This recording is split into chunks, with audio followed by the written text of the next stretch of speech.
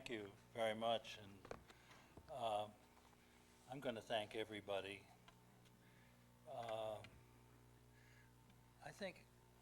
I don't know how many years I've been coming here, but I don't think I've ever thanked Wyatt and Cherie and the staff, but I will tonight. Thank you.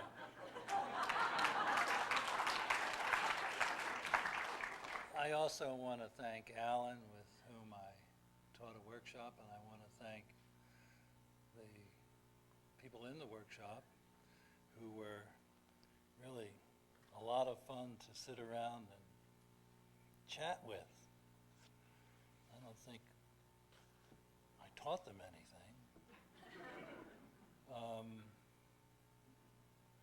Anyway, thank you all, and thank you for coming. Now, I'm doing something a little different tonight. I'm wearing a jacket, for one thing. It has to do with the degree of uncertainty I feel about what I'm going to read. Part of the uncertainty has made me plan this reading, something I usually don't do.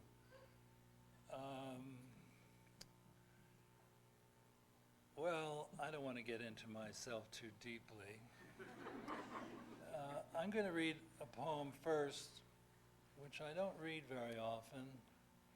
I consider it an entertainment, certainly not anything I'd want on my tombstone. For one thing, it's a little long.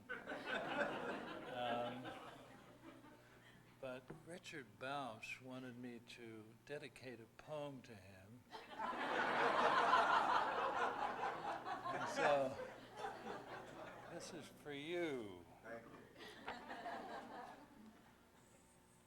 It's called The Couple. It's an old-fashioned ballad. The scene is a Midtown station. The time is 3 a.m. Jane is alone on the platform humming a requiem. She leans against the tiles. She rummages in her purse for something to ease a headache that just keeps getting worse. She went to a boring party and left without her date. Now she's alone on the platform, and the trains are running late. The subway station is empty, seedy, sinister, gray. Enter a well-dressed man, slowly heading Jane's way. The man comes up beside her. Excuse me, my name is John. I hope I haven't disturbed you. If I have, then I'll be gone. I had a dream last night that I would meet somebody new. After 24 hours of waiting, I'm glad she turned out to be you. Oh, where are the winds of morning? Oh, where is love at first sight? A man comes out of nowhere. Maybe he's Mr. Right. How does one find the answer if one has waited so long? A man comes out of nowhere. He's probably Mr. Wrong. Jane imagines the future and almost loses heart. She sees herself as Europe and John as Bonaparte. They walk to the end of the platform. They stumble down to the tracks. They stand among the wrappers and empty cigarette packs. The wind blows through the tunnel. They listen to the sound. The way it growls and whistles holds them both spellbound. Jane stares into the dark. It's a wonder sex can be good when most of the time it comes down to whether one shouldn't or should. John looks down at his watch. I couldn't agree with you more. And often it raises the question, what are you saving it for? They kneel beside each other as if they were in a trance. Then Jane lifts up her dress and John pulls down his pants. Everyone knows what happens or what two people do when one is on top of the other making a great to-do. The wind blows through the tunnel, trying to find the sky.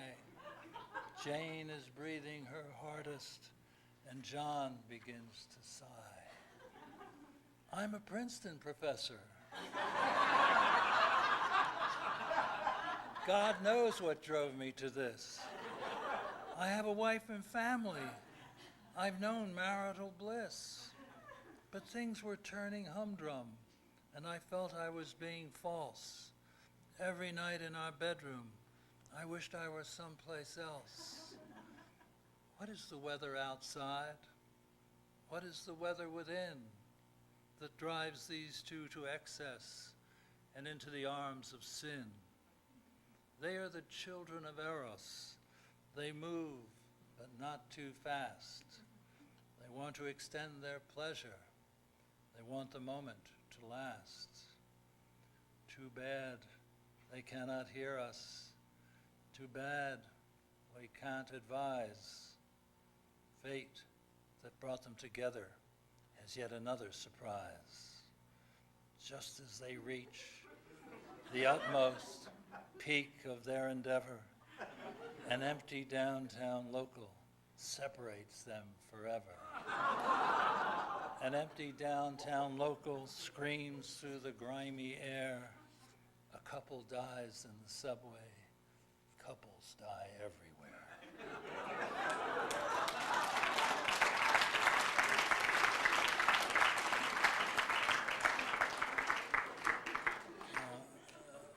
The next category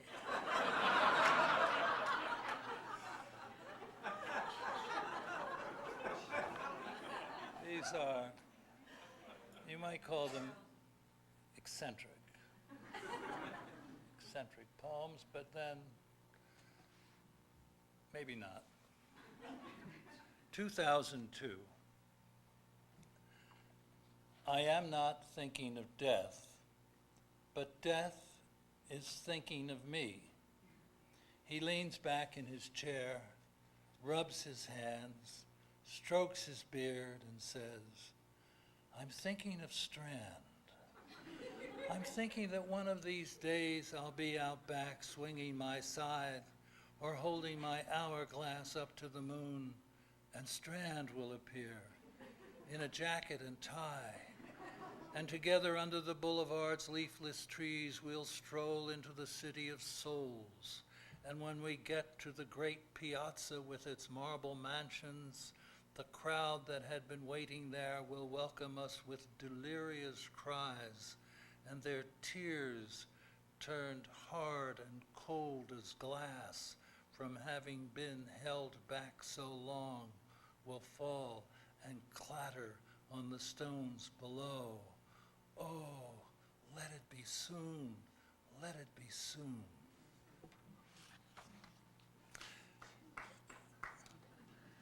Thank you.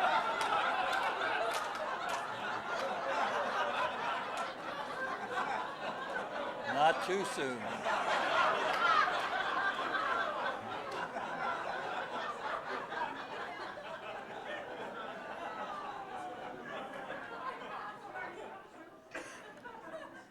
Man and Camel.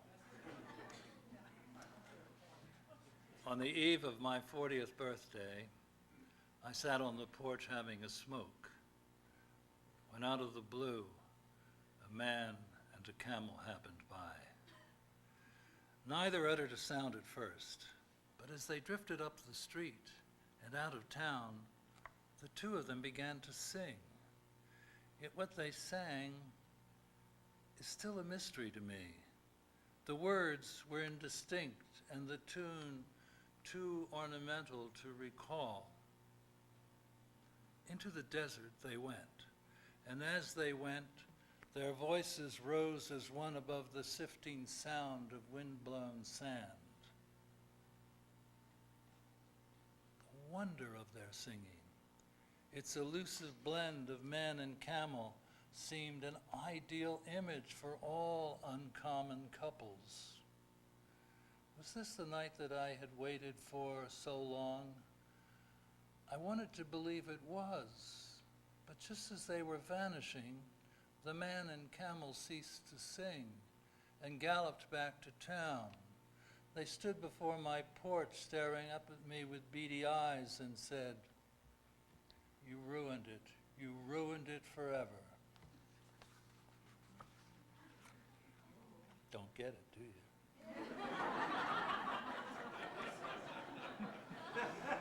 Oh, well.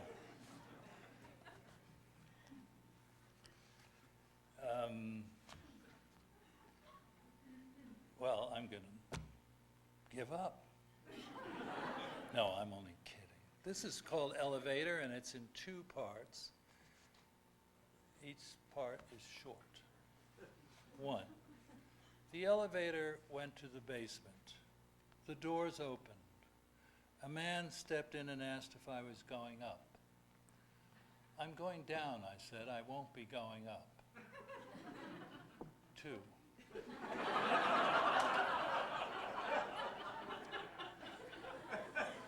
The elevator went to the basement.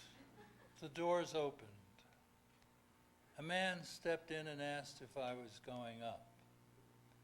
"I'm going down," I said. "I won't be going up."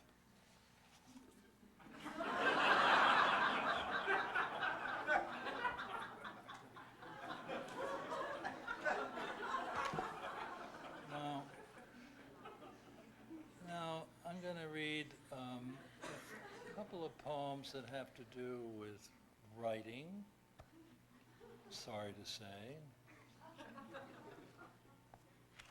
This is called Itself Now, mainly to do with poetry. They will say it is feeling or mood or the world or the sound the world makes on summer nights while everyone sleeps, trees awash with wind, something like that, something as imprecise. But don't be fooled. The world is only a mirror returning its image. They will say it is about particulars, making a case for this or that, but it tries only to be itself. The low hills, the freshets, the long dresses, even the lyre and dulcimer mean nothing. The music it makes is mainly its own. So far from what it might be, it always turns into longing, spinning itself out for desire's sake, desire for its own end, one word after another erasing the world and leaving instead the invisible lines of its calling, out there, out there. And this next poem is called Fiction.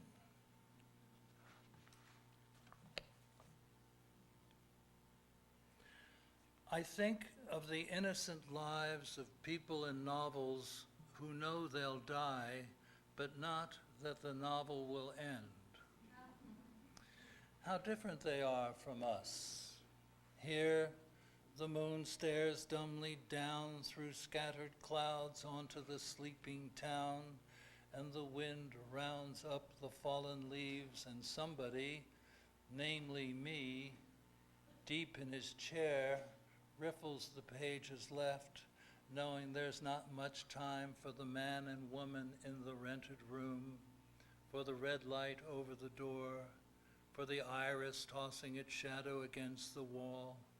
Not much time for the soldiers under the trees that line the river, for the wounded being hauled away to the cities of the interior where they will stay. The war that raged for years will come to a close, and so will everything else, except for a presence hard to define, a trace, like the scent of grass after a night of rain, or the remains of a voice that lets us know without spelling it out, not to despair. If the end is come, It too will pass.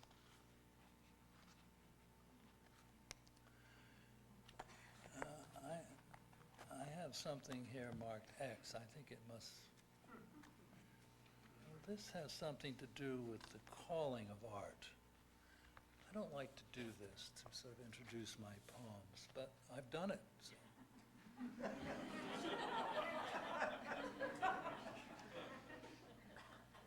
It is a dreadful cry that rises up, hoping to be heard, that comes to you as you wake, so your day will be spent in the futile correction of a distant longing. All those voices calling from the depths of elsewhere, from the abyss of an August night, from the misery of a northern winter, from a ship going down in the Baltic, from heartache, from wherever you wish, calling to be saved, and you have no choice but to follow their prompting, saving something of that sound, urging the harsh syllables of disaster into music. You stare out the window, watching the buildup of clouds, and the wind whipping the branches of a willow, sending a rain of leaves to the ground. How do you turn pain into its own memorial? How do you write it down, turning it into itself as witnessed through pleasure, so it can be known, even loved, as it lives in what it could not be? I was asked by my friend Adam over there to read a poem called Black Sea, and this is another category. This is, I don't know what to call this category, but Black Sea.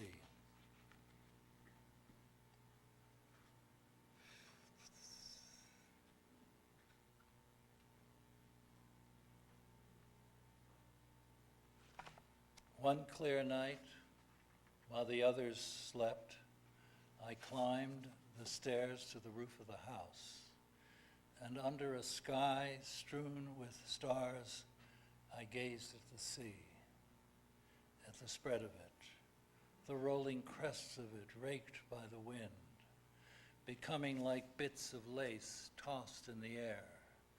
I stood in the long, whispering night, waiting for something, a sign, the approach of a distant light, and I imagined you coming closer, the dark waves of your hair mingling with the sea, and the dark became desire, and desire the arriving light, the nearness, the momentary warmth of you as I stood on that lonely height, watching the slow swells of the sea break on the shore and turn briefly into glass and disappear.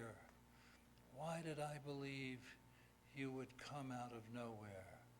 Why, with all that the world offers, would you come only because I was here?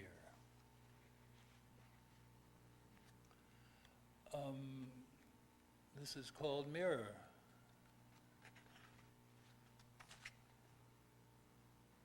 A white room and a party going on.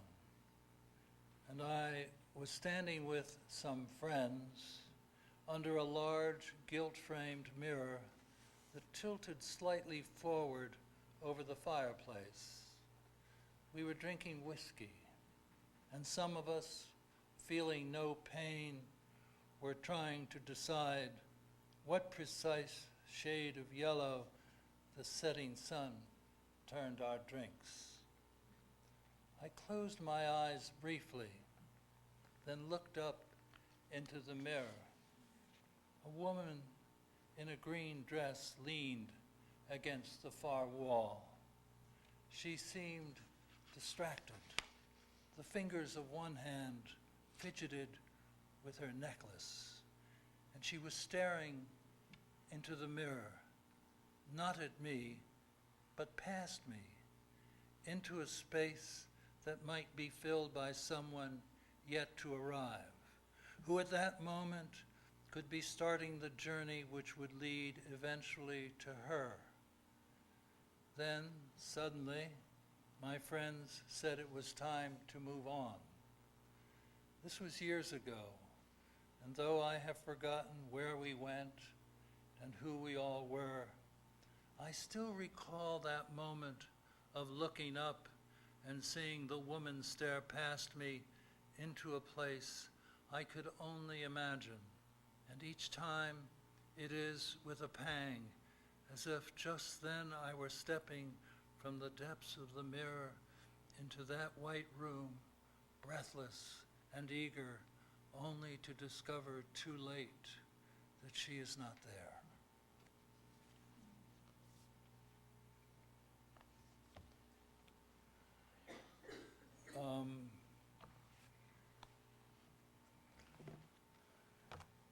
This is called What It Was. This is in two parts. One,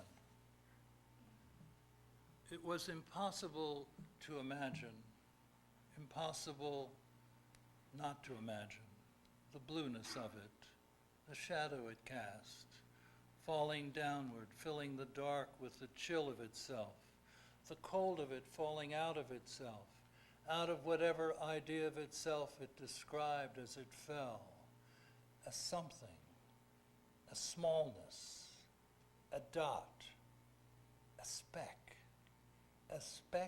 within a speck, an endless depth of smallness, a song, but less than a song, something drowning into itself, something going, a flood of sound, but less than a sound, the last of it, the blank of it, the tender small blank of it filling its echo and falling and rising unnoticed and falling again, and always thus, and always because, and only because, once having been, it was, too.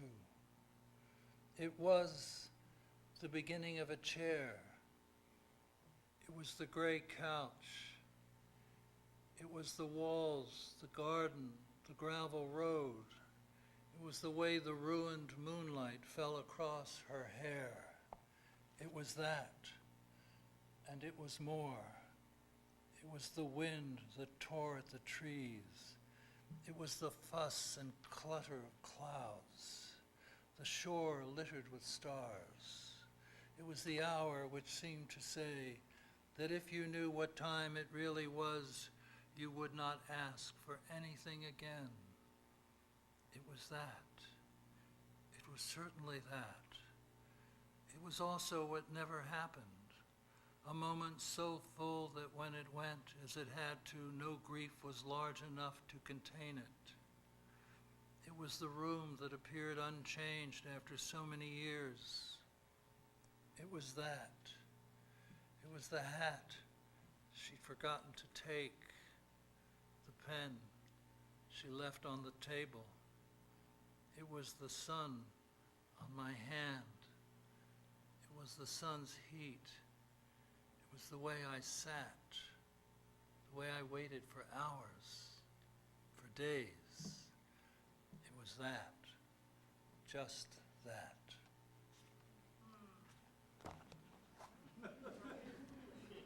Whoa. Okay. Now this is the difficult part. These are the new poems. The new poems are prose poems. They may not be poems. They may not be prose. They may be both.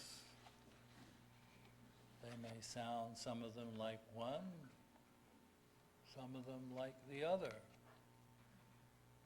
I really don't know.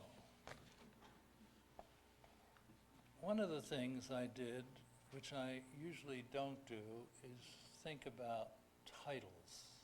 I mean, I think about titles. But I thought the plainness of the poem poems, prose poems, demanded that I, well, have fancier titles. Well, now you're going to be disappointed in the titles.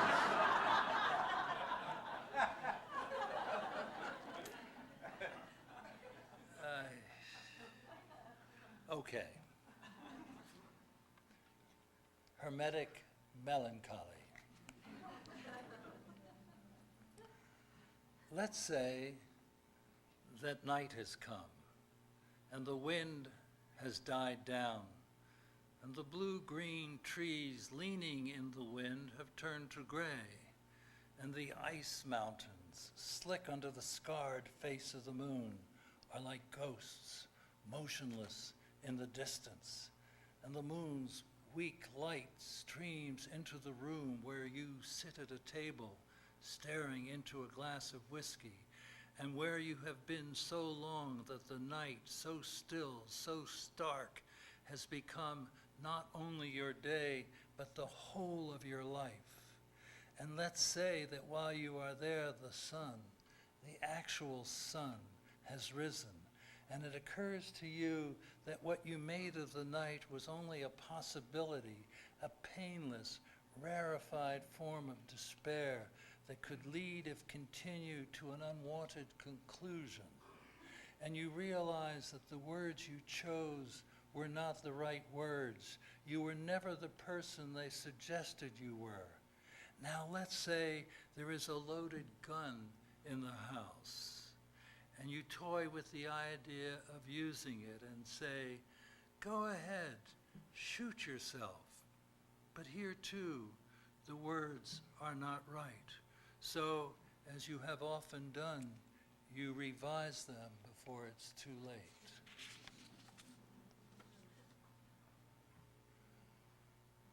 There was nothing to be done. Sorrow was everywhere. People on street corners would suddenly weep. They could not help themselves. In dark apartments, in parked cars, at roadside tables, people wept. The dog by his master's side, the cat on the sill, they wept as well.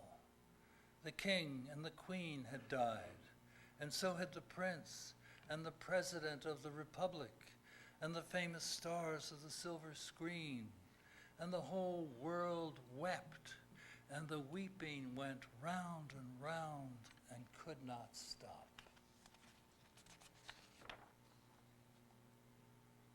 The social worker and the monkey.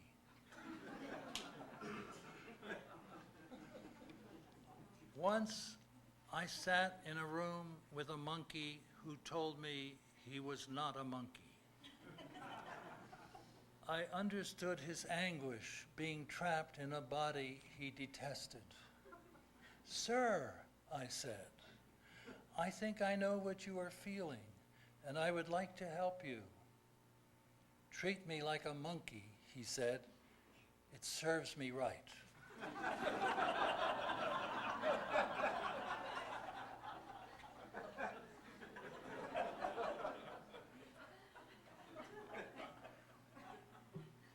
Clarities of the non-existent.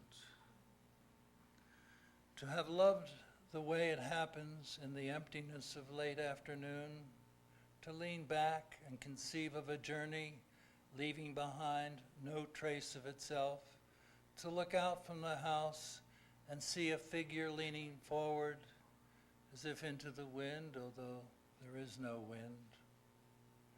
To see the hats of those in town discarded in moments of passion scattered over the ground, although one cannot see the ground. All this in the vague yellowing light that lowers itself in the hour before dark, none of it of value except for the pleasure it gives, enlarging an instant and finally making it seem as if it were true, and years later to come upon the same scene, the figure leaning into the same wind, the same hats scattered over the same ground that one cannot see.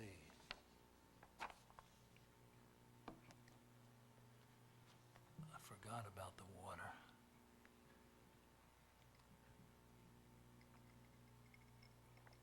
The Nietzschean Hourglass, or the Future's Misfortune.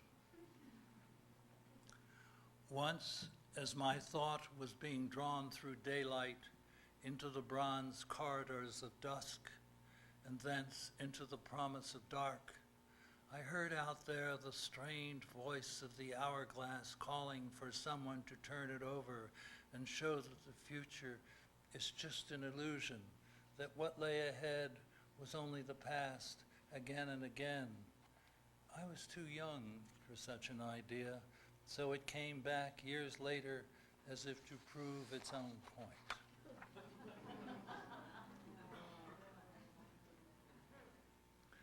Not to miss the great thing. It was to happen.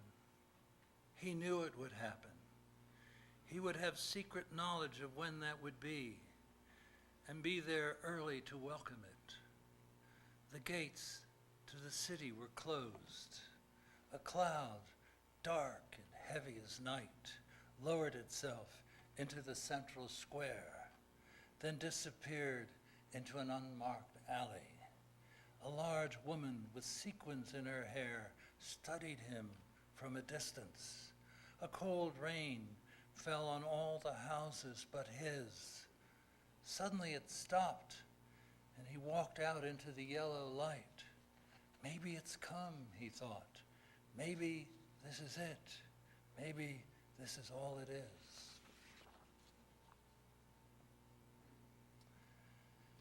The triumph of the infinite. I got up in the night and went to the end of the hall. Over the door in large letters it said, "This is the next life. Please come in." I opened the door. Across the room, a bearded man in a pale green suit turned to me and said, "Better get ready. We're taking the long way." Now I'll wake up, I thought, but I was wrong. We began our journey over golden tundra and patches of ice. Then there was nothing for miles around, and all I could hear was my heart pumping and pumping so hard I thought I would die all over again. Skip this one.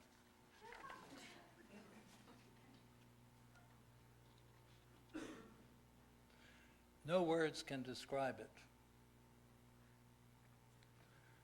How those fires burned that are no longer, how the weather worsened, how the shadow of the seagull vanished without a trace. Was it the end of a season, the end of a life? Was it so long ago it seems it might never have been? What is it in us that lives in the past and longs for the future, or lives in the future and longs for the past? And what does it matter when light enters the room where a child sleeps and the waking mother, opening her eyes, wishes more than anything to be unwakened by what she cannot name?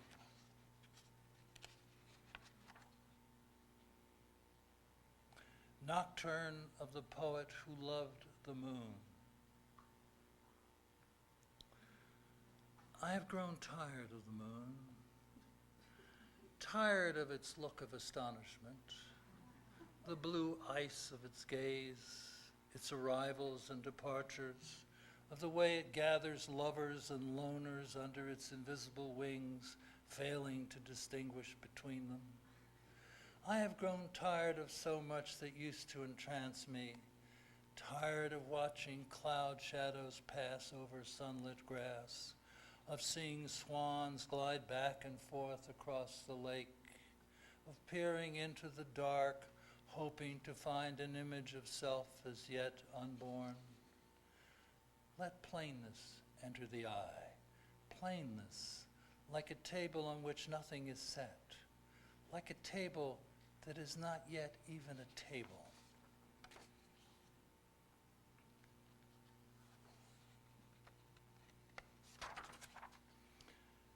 Mystery and Solitude in Topeka.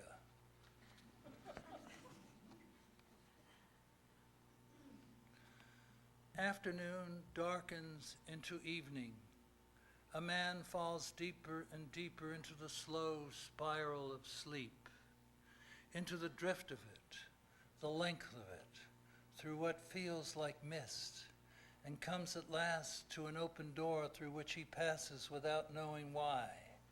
Then again, without knowing why, goes to a room where he sits and waits while the room seems to close around him, and the dark is darker than any he has known, and he feels something forming within him without being sure of what it is, its hold on him growing, as if a story were about to unfold in which two characters, pleasure and pain, commit the same crime, the one that is his, that he will confess to again and again until it means nothing.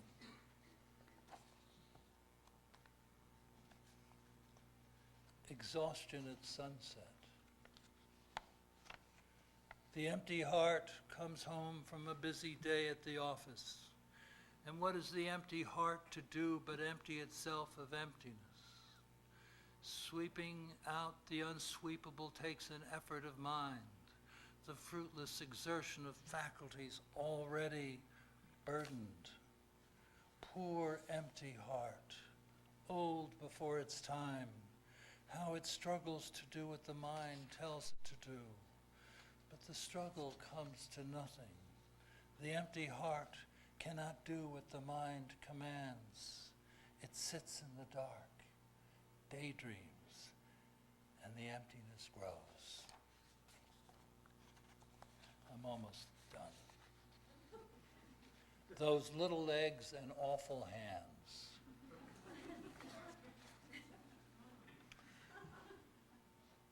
It's a good title for a book, don't you think? No, it's not. Those little legs and awful hands. Night had fallen, and a man who was staying at the Grand Hotel walked to the beach, lit a cigar, opened a black umbrella, and leaned back in a canvas beach chair, holding the cigar in one hand and the umbrella in the other. I wanted to ask him, why the umbrella? But I was too timid. Then I heard him say, those little legs and awful hands, will I never be rid of them? I patted my legs, then looked at my hands and knew that he had not meant me. And certainly not himself, but maybe another, someone he might have hated or even loved. But down the beach, a woman was coming towards him rapidly with baby steps. He jumped up from the beach chair, tossed his cigar, and with his umbrella began to run. He ran and ran, trying to escape, as if he could ever escape. And this last one is called The Poem of the Spanish Poet. In a hotel room somewhere in Iowa, an American poet, tired of his poems, tired of being an American poet, leans back in his chair and imagines he is a Spanish poet. An old Spanish poet, nearing the end of his life, who walks to the Guadalquivir and watches the ships, gray and ghostly in the twilight, slip downstream. The little waves approaching the grassy bank where he sits whisper something he can't quite hear as they curl and fall. Now, what does the Spanish poet do? He reaches into his pocket, pulls out a notebook, and writes, black fly, why have you come? Is it my shirt, my new white shirt with buttons of bone? Is it my suit, my dark blue suit? Is it because I lie here alone, under a willow, cold as stone? Black fly, how good you are to come to me now. How good you are to visit me here. Black fly, to wish me goodbye. Thank you.